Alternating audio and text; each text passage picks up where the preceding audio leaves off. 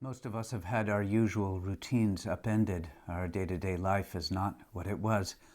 So I want to encourage you in the observation of a Sabbath time, your observation of Sabbath time.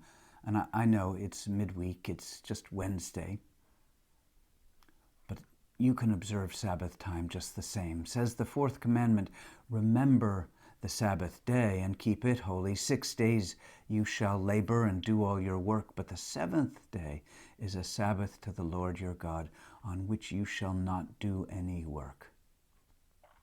It can be challenging to find and set aside a full day, even the better portion of a day. So it's a blessing, isn't it, when we can give ourselves 30 minutes, 20 minutes, in the early morning or late evening, perhaps as you're doing right now. The great Jewish mystic, scholar, and civil rights activist Abraham Joshua Heschel speaks of Sabbath as a palace in time, a palace that we might enter with a sense of awe, a palace in which we are not the ones in control, calling the shots, exercising agency. God is. And John Calvin, who gave to many of us what we know as the Protestant work ethic, said, on the Sabbath, we cease our work so that God can do God's work in us. When I pause in quiet, in prayer, I need to remember even then that prayer is not about me doing something. It's me being open and available to whatever God is doing in me and in my life and in the world and in our lives.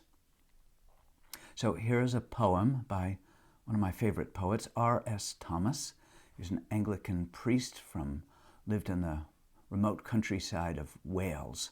And the poem is called The Moor, as in out on the open heaths in the moor. It was like church to me. I entered it on soft foot, breath held like a cap in the hand. It was quiet.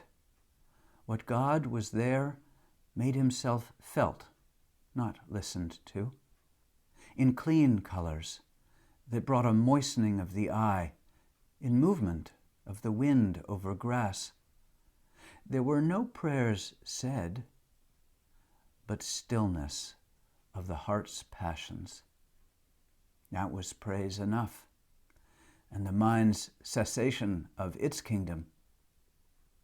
I walked on, simple and poor, while the air crumbled and broke on me, generously as bread. Dear ones, may you find a way to God's Sabbath palace today, even a few minutes.